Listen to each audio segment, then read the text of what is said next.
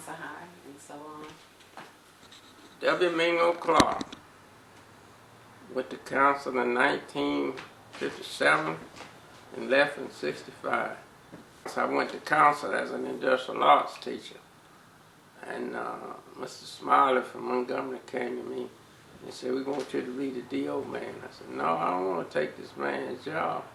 He said, "Well, if you don't take his job, he's going to be without a job because we're going to have to move him." So he said, "Well, I'll move him in the shop and you move up to DO." I said, "All right." And so he made me the DO teacher. And I started out at Councill High School as a DO teacher. I would see students in the hall that I wanted in the program and ask them if they wanted to get into DO. So they would get in the DO program. And then after I left Councill, I was at Butler, and I would go to Butler, Huntsville, and Lee High School and collect students. Hey, you want to explain to us what DO? DO was Diversified Occupation, in that the kids in DO will be working on jobs that had to do with building, mechanical, what have you. Then you had office practice, had to deal with the office. DE was Diversified, distributive education, had to do with selling and taking in money. And say the difference between DO and DE, say if you worked at a service station and you collected money, you were in DE. If you worked at a service station to do nothing but pump gas, you were DO. You know, one had to do with selling and the other one had to do with mechanical and operations, you see.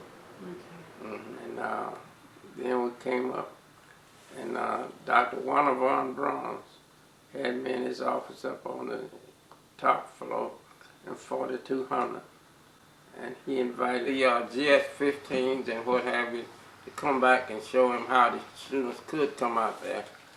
But he asked me when could I come back, and I told him anytime. So we came back, and he had them explain how the kids could come out there.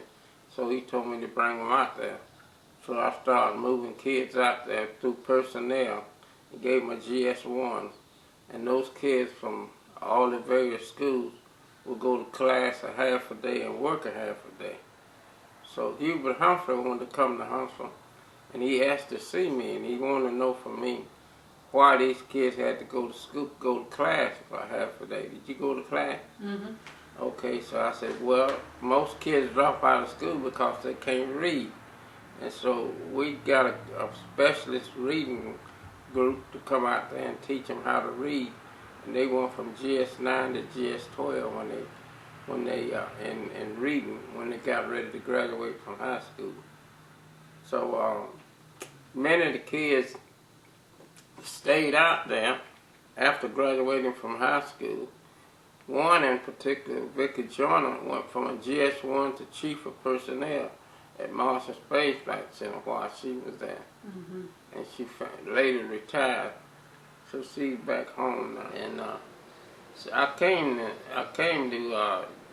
Councill High School under my coach.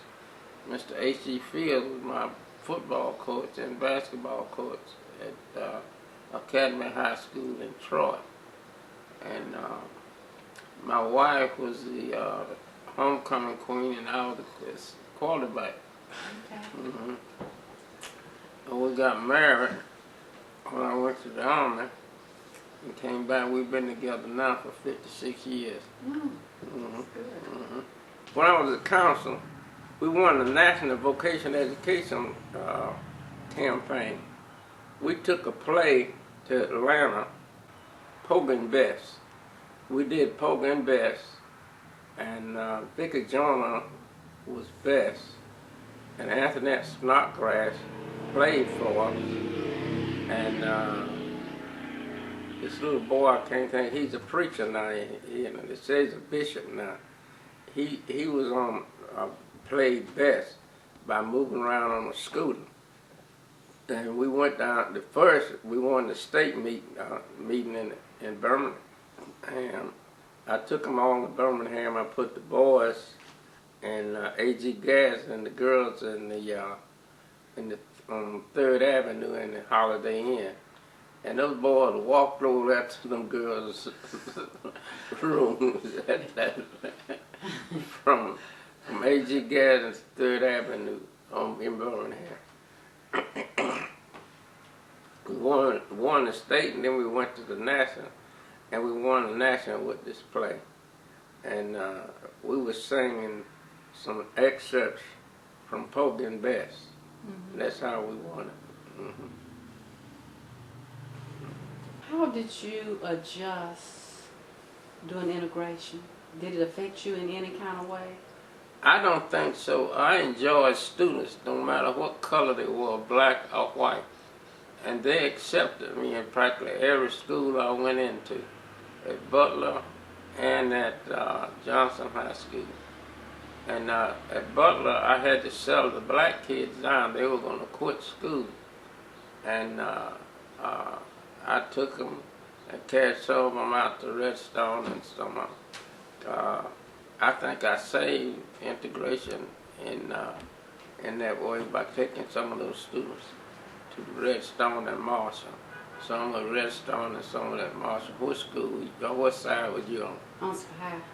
I mean, what side was you on? Army? Oh, I was on the Army side. On the Army side. Mm-hmm. Well, some of them went to Natchez. Mm-hmm. Yeah. Were you involved in any activities at the Scruggs Street Community Center? No, I worked with the choir with Miss Gannett at Councill High School. Mm-hmm. Mm-hmm. Okay. Were there any instructors at Councill High who may have had some influence or any significant degree when you were at Councill High? I can say Dr. Turner was a good leader.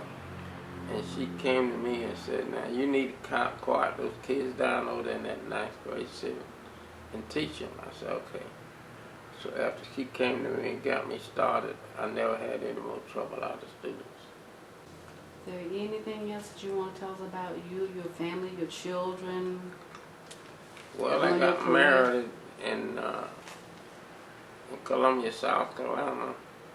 We moved to Troy and then up to Huntsville High School. I had a boy and a girl. The boy died at 42, and the girl lives out here on off of Winchester Road. We had at Councill High School. We had such an industrial arts program till the furniture store on the square. That's just the place our projects in that store window. So we put our projects in the store window downtown at the Southern Furniture Company. Mm-hmm. The white fellow came on there with me. He said, where those projects came from? I said, Councill High School Industrial Arts class. He said, my boy take industrial arts at Huntsville High and said, they don't do nothing like that. I said, you send your boy to Councill High School and I'll have him doing something like that.